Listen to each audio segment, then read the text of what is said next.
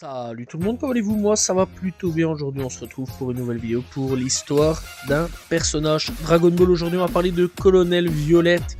Alors Colonel Violette est une des rares femmes officiers appartenant à l'armée du Red Ribbon, donc ruban rouge en français. Bref, donc elle est à la tête de la division Violette.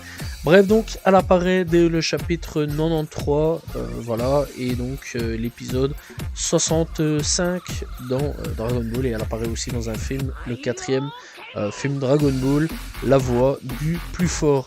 Bref, donc le colonel Violette n'apparaît que très tardivement dans l'armée. Elle utilise le Dragon Radar, donc dérobé par le général Blue à Sangoku, et met la main sur un Dragon Ball, et elle reçoit ensuite l'ordre de transmettre le radar à son supérieur, le général Kuiper. Alors j'ai pas encore fait son histoire, voilà. Bref, donc selon le général Blue, les femmes n'ont pas leur place dans l'armée du Red Ribbon. Attention, je tiens à dire tout de suite, c'est dans Dragon Ball, voilà. Bref, donc elle est dans l'exception, l'exception qui confirme la règle. De plus, c'est donc une jolie femme, voilà, ce qui est dit. Bref, donc pile poil le type de fille qui pourrait donc plaire à Kame Sennin à ce niveau-là. Bref, donc niveau côté caractère, c'est une femme sans pitié, pas à sacrifier ses propres hommes pour survivre. Son comportement donc correspond parfaitement à l'éthique de l'armée du ruban rouge. Lorsqu'elle récupère le Dragon Ball indiqué par le Dragon Radar, l'aventure qu'elle mène rappelle quelque peu donc l'introduction du premier film Indiana Jones. Voilà. Bref, donc le manga ne s'intéresse pas au sort de ce personnage, voilà. Il serait donc logique de penser que Sangoku l'a abattu comme les autres, mais le doute subsiste à ce niveau-là. Et en qualité donc de femme, l'auteur ne voulait pas sans doute pas faire apparaître cela, chose que le quatrième film quelque part corrigera quelques années plus tard, puisqu'elle sera massacrée dans le film. Bref, donc son personnage sera réutilisé lors d'une aventure alternative de Sangoku, voyageant donc dans le passé par l'intermédiaire de Dieu. Il s'agit une nouvelle fois d'une femme auquel donc Maître Kame Sennin était donc éperdument amoureux, pour pas changer en attendant, enfin avec ce type là. Bref, donc elle apparaît donc dans la saga de l'armée du ruban rouge. Donc le colonel Violette est une femme encore une fois au service de l'armée du ruban rouge. Elle est envoyée comme ses autres collègues à la recherche des Dragon Ball. Sa tâche est plus facile que les autres, car on lui a remis un Dragon Radar volé par le général Blue à Sangoku, qui est donc plus précis que les autres à ce niveau-là. Ça c'est quand même plutôt cool au niveau de Dragon Radar.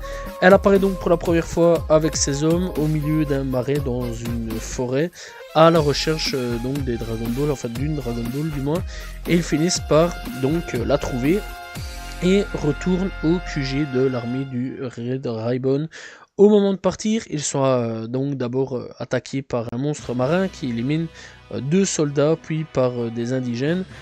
Tous ces hommes donc sont tués, mais le colonel Violette réussit à s'enfuir en abandonnant donc les corps de ces hommes sans aucun remords. Cependant, elle montre un petit signe d'humanité en sauvant un bébé singe touché par une flèche des indigènes, et donc en le rendant à sa mère.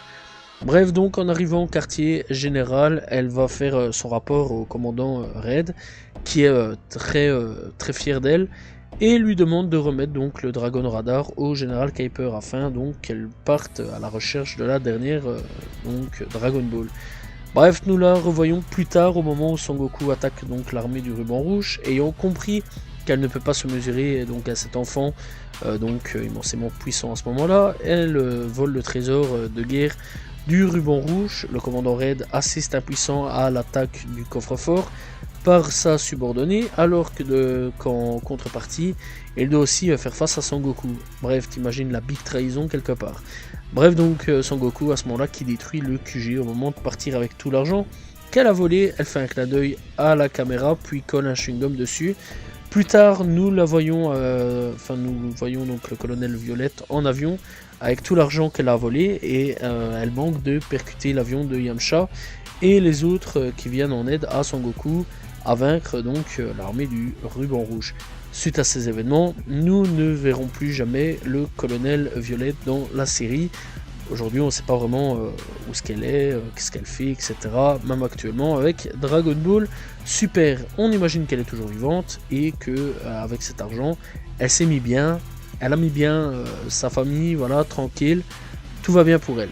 Bref, alors il faut savoir aussi qu'elle apparaît donc dans Dragon Ball le film 4, ça j'ai déjà dit. Le colonel Violette, ça va très vite à ce niveau-là.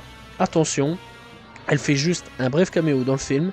Son engin est rapidement détruit par Son Goku. Contrairement au manga, bah, elle meurt très, très vite. Et voilà, elle meurt. Fin. Voilà. Ah, je vous avais dit, ça va très très vite hein, pour le film. Voilà, il n'y a pas de oui, mais voilà. Et c'est tout. C'est tout ce qu'on sait. Bref, donc, Colonel Violette, c'est un personnage qui était là, qui était quand même plutôt intéressant sur pas mal de choses. Je pense que on aurait peut-être dû lui donner un petit peu plus à ce niveau-là. C'est quand même un des rares personnages d'ailleurs de l'armée du ruban rouge à avoir survécu. Ça faut quand même le noter. Alors, est-ce qu'elle aurait pu faire après ça une autre armée, ou alors est-ce qu'elle a mis ses proches à l'abri et elle-même à l'abri en même temps? Ça c'est la question qu'on peut se poser aussi. Malheureusement on n'aura jamais la réponse vu que il n'y a pas eu vraiment de suite à ce niveau là et on ne sait pas vraiment si actuellement elle est encore en vie ou alors elle est décédée ou autre, on ne sait pas vraiment. Voilà, on ne connaît plus vraiment ce personnage là, je pense même que Akira Toriyama l'a sûrement oublié, mais bon c'est pas trop grave. Voilà, elle aurait peut-être pu refaire un caméo ou autre durant donc la saga Cell, voilà, surtout que toute cette saga là, Cyborg, Cell, etc. Eh bien, ça parlait beaucoup de l'armée du ruban rouge. Mais bon, c'est quand même l'un des rares personnages de l'armée du ruban rouge à avoir survécu. Voilà, j'espère que vous avez apprécié donc l'histoire du colonel Violette. N'hésitez pas à vous abonner, liker, commenter, partager. On se retrouve demain pour une nouvelle vidéo, très prochainement pour une nouvelle histoire. Salut tout le monde, ciao ciao.